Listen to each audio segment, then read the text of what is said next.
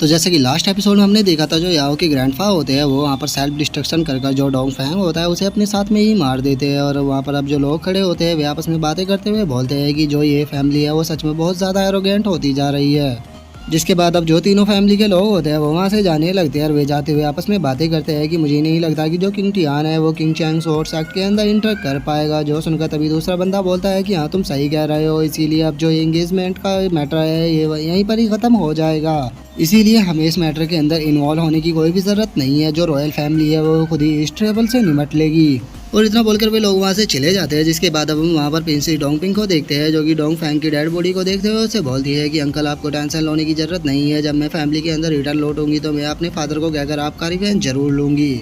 और इतना बोलकर जो डोंग पिंग होती है वो भी अब गुस्से में वहाँ से जाने लगती है और वो जाते हुए अपने गार्ड से बोलती है कि चलो यहाँ से चलते हैं। जो सुनकर उसके गार्ड भी ठीक है बोलकर उसके साथ में जाने लगते हैं। जिसके बाद अब जो किंग टियान होता है वो याओ के पास में आ जाता है और वो याओ के पास में आते हुए उसे बोलता है कि याओ तुम्हें सैड होने की जरूरत नहीं है, ये फैमिली के अंदर कोई भी तुम्हें बुरी तरह से ट्रीट नहीं करेगा। जो सुनकर याओ रोते हुए बोलती है कि ग्रैंडपा मेरे ग्रैंडपा चले गए, बस एक वही मेरी फैमिली थे। जो सुनकर जो किंग टियान होता है वो याओ के आंसुओं को पूछते हुए उसे बोलता है कि तुम्हारे ग्रैंडपा चले गए लेकिन तुम्हें घबराने की जरूरत नहीं है, क्योंकि मैं अभी भी यहाँ पर हूँ और मेरे रहते हुए इस वर्ल्ड के अंदर कोई भी ऐसा नहीं है जो कि तुम्हें बुली कर पाएगा। और किंग टियान के इतना बोलते हैं हमारा व्यू थोड़ी देर बाद पर आ जाता है, जहाँ पर कि जो याओ का ग्रैंडफादर होते हैं उन्हें एक कॉफिन के अंदर रख दिया होता है और सभी लोग उन्हें रिस्पेक्ट दे रहे होते हैं।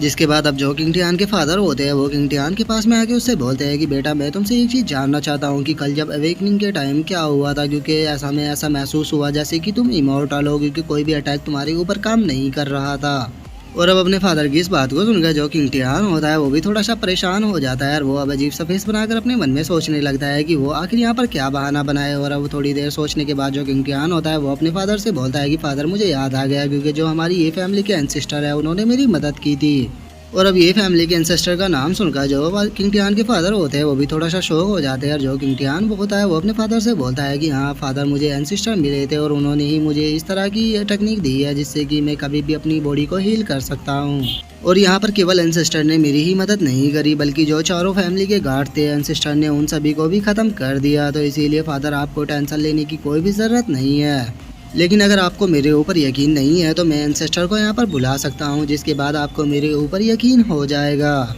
जिसके बाद अब जो किंग टियान होता है वो अपनी इल्यूजन वाली टेक्निक का यूज करने लगता है और वो अपनी इल्यूजन वाली टेक्निक का यूज करते हुए अपने फादर से बोलता है कि फादर मैं यहाँ पर इल्यूजन बना रहा हूँ, क्योंकि जो एंसेस्टर है उन्होंने मुझसे बोला था कि अगर आप उनसे मिलना चाहो तो मुझे इल्यूजन क्रिएट करना होगा। और अब किंग टियान की बातों को सुनकर जो किंग टियान के फादर होते हैं वो ये हाई से बोलते हैं कि क्या तुम्हें इसकी बातों के ऊपर यकीन है कि जो एंसेस्टर है वो यहाँ पर आ पाएंगे। जो सुनकर जो ये हाई होता है वो किंग टियान के फादर से बोलता है कि नहीं मुझे बिल्कुल भी यकीन नहीं है, क्योंकि हमारी वैसे भी ये फैमिली के अंदर कोई भी इतना पावरफुल पर्सन नहीं था जो कि हमारा एंसेस्टर बन सके। और ये हाई इतना बोल ही रहा होता है लेकिन तभी वे एकदम से खुद को दूसरी ही जगह पर पाते हैं, जो देखकर वे काफ़ी ज़्यादा शौक हो जाते हैं। लेकिन तभी हम देखते हैं कि उनके सामने एक काफ़ी बड़ा और पावरफुल बीस्ट आ चुका होता है, जिसे देखकर तो उन दोनों की हालत ही खराब हो जाती है। और अब वे उसकी तरफ देखकर शौक होकर चिल्लाते हुए बोलते हैं कि आखिर तुम कौन हो और आखिर ये बीस्ट कौन सा है जिसके अंदर से इतना पावरफुल ऑरा निकल रहा है। जो सुनकर अब जो किंग टियान होता है वो थोड़ा अगलाते हुए अपने फादर से बोलता है कि मैं तुम्हारा एंसेस्टर हूँ और जो किंग टियान है उसने मुझसे बोला कि तुम मुझसे मिलना चाहते हो, तो इसीलिए मैं यहाँ पर तुमसे मिलने के लिए आया हूँ।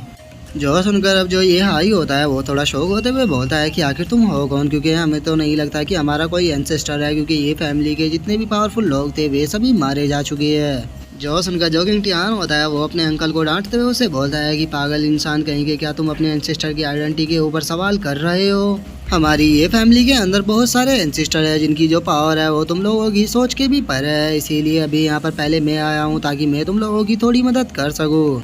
जो सुनकर अब जो किंग टियान के फादर होते हैं वो किंग टियान से बोलते हैं कि एंसेस्टर प्लीज़ इसे माफ़ कर दीजिए, क्योंकि ये थोड़ा ना समझ है, इसीलिए इसे नहीं पता कि इसे क्या बातें कहनी चाहिए, तो इसीलिए मैं इसके रूड व्यवहार के लिए आपसे माफ़ी मांगता हूँ। और इतना बोलकर जो किंग टियान के फादर होते हैं वो उसके सामने नील डाउन करने लगते हैं और वो ये हाई को भी नील डाउन कराते हुए बोलते हैं कि पागल कहीं के, जल्दी से उनसे माफ़ी मांगो, हम इन्हें ऑफेंड नहीं कर सकते। और अब अपने फादर को अपने ही सामने नील डाउन करता हुआ देखकर जो किंग टियान होता है उसे बिल्कुल भी अच्छा नहीं लगता और वो अपने मन में सोचता है कि मैं अपने फादर और अंकल को नील डाउन नहीं कराना चाहता, लेकिन ये मेरी मजबूरी है, क्योंकि मैं यहाँ पर अपने फादर की मदद करने के लिए आया हूँ, जो कि मैं किंग टियान की आइडेंटिटी के अंदर नहीं कर सकता। और इतना सोचकर जो किंग टियान होता है वो अपने फादर से बोलता है कि मैं यहाँ पर इसलिए आया हूँ क्योंकि मैंने सुनाया है कि तुम 10,000 रियलम जो बैटल फील्ड है उसके अंदर जाने वाले हो, तो इसीलिए मैं यहाँ पर आया हूँ ताकि मैं तुम लोगों की थोड़ी मदद कर सकूँ। और इतना बोलकर जो किंग टियान होता है वो अपने पास से काफ़ी सारे ट्रेजरों को निकाल कर उनके आगे रख देता है, जिसे देखकर तो जो ये हाई होता है वो काफ़ी ज़्यादा शौक हो जाता है और वो शौक होते हुए बोलता है कि ये तो पूरी तरह से इम्पॉसिबल है, ये सारे तो हाई क्लास के मैजिक वेपन है। और अब जो किंग टियान होता है वो उन्हीं सभी आर्टिफैक्ट को एक स्पेस रिंग के अंदर डालकर अपने फादर को देते हुए बोलता है कि इस स्पेस रिंग के अंदर मैंने सारे आर्टिफैक्ट को डाल दिया है जो कि तुम्हारी वहाँ पर काफ़ी मदद कर पाएंगे, लेकिन एक चीज़ का ध्यान रखना कि तुम इन आर्टिफैक्ट के बारे में किसी दूसरे को पता मत लगने देना, क्योंकि ये आर्टिफैक्ट बहुत ज़्यादा पावरफुल है और हो सकता है कि जो दूसरे लोग हैं वो तुमसे इन्हें छीनने के लिए तुम्हारे ऊपर हमला भी करे। जो देखकर तो अब जो किंग टियान के फादर होते हैं उनकी आंखों में आंसू ही आ जाते हैं, वे रोते हुए बोलते हैं कि आप सच में हमारे एंसेस्टर हो, अब आपको टेंशन लेने की कोई भी ज़रूरत नहीं है, मैं उस बैटल फील्ड के अंदर अपनी फैमिली को अच्छे से लीड करूंगा और मैं आपसे वादा करता हूं कि मैं आपको कभी भी ह्यूमिलेट नहीं होने दूंगा। जो सुनकर अब जो किंग टियान होता है वो अपने पास से एक सोर्ड और एक और आर्टिफैक्ट को निकालते हुए किंग अपने फादर से बोलता है कि ये जो सोर्ड है ये मैंने तुम्हारे लिए ही प्रिपेयर करी है, इसे तुम अपने साथ में लेकर जाना।